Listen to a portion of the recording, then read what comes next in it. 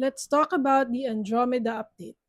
Ano nga ba ang mga dapat mong malaman tungkol sa update na ito at paano ito makakaapekto sa mga campaigns mo? Hindi na ako magiging technical masyado sa video na ito kasi pwede nyo naman mabasa ito dito.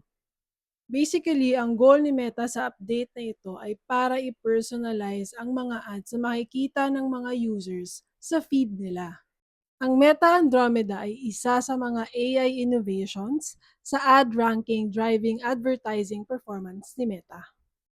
Ito ang explanation nila about their updates. We harness the power of AI to drive better experiences for people and better results for your business. At ito ang goal nila: to make your ads more relevant, effective, and personalized. Sa blog nila, tinawag nilang personal concierge ang Meta Andromeda. So, paano ba ito nag-work?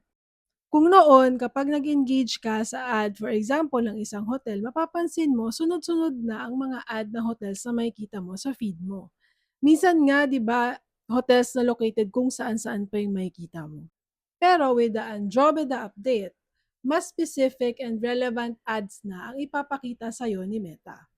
For example, naghahanap ka ng hotel sa Iloilo na may beachfront.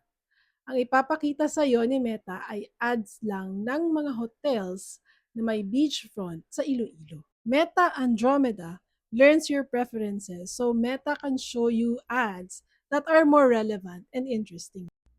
Kaya mapapansin mo na, let's say, nagbook ka ng hotel sa Iloilo na may beachfront. Ang next na ads na makikita mo sa feed mo ay anything related to traveling in beach. Like beach attires, travel essentials, sunscreens, and etc. Kapag ang ads mo ay naka-Advantage Plus, automatic na si Meta Andromeda na ang magkocontrol sa budget allocation, audience targeting, bid adjustments, and possibly more decisions pa about your campaign. Alam ko ang iniisip mo, ganun na lang pala kadali mag-add sa Meta, ano? So, kung si Meta Andromeda na ang mag-handle nito for you, as an advertiser, ano na lang ang trabaho mo? Yan ang isi-share ko sa'yo sa part 2 ng video na ito.